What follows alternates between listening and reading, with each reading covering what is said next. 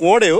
দেখিছানে মিস্ত্ৰীসকলে ৰদ বেকা কৰিবৰ কাৰণে এনেকুৱা ধুনীয়া তেওঁলোকে নহ'লে কাঠৰ একদম বহুত কিবা এটা লয় কাঠ বনাই বা জাগাটুকুৰা বন্দী কৰি থৈ দিয়ে এতিয়া জাগাটুকুৰা বন্দী কৰা নাই তাৰমানে গছজোপাৰ কাৰণে এনেই শিপাটো এনেও বন্দী হৈ আছে দেখিছানে এইটো আপোনাৰ সৃষ্টি মানিছে কিন্তু দেই আপোনাৰ ঘৰত সৃষ্টি হৈছে এইটো ভাল লাগিছে আৰু সৃষ্টিটো সৃষ্টিয়ে হয় নহয় জানো আৰু ঘৰ কিমান দিন লাগিব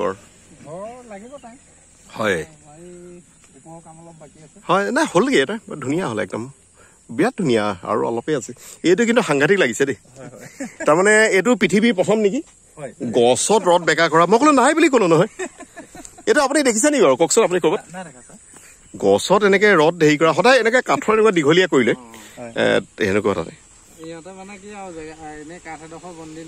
হয় নাই সেইটো চিন্তাটো ভাল তেখেতসকলৰ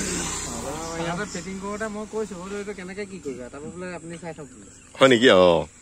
মিস্ত্ৰীজনৰ নামটো জানে নেকি কি নাম তেখেতৰ এই মফিজুল আহমেদক ক'ব যে আমি একদম মুম্বাইৰ মেকমেজিকৰ ফালৰ পৰা বহুত শুভেচ্ছা জনাইছো তেখেতৰ নামটোৱে কৰি মুফিজুল ৰহমান নাই খুব ভাল এনেকুৱা কোনো মানে আজি কৰা নাই এইটো মানে সেইকাৰণে আমাৰ ফালৰ পৰা এটা প্ৰথম পুৰস্কাৰ দিছো আৰু শুভেচ্ছা দিছো আশীৰ্বাদ ভগৱানৰ যোগেদি দিব বিচাৰো ধন্যবাদ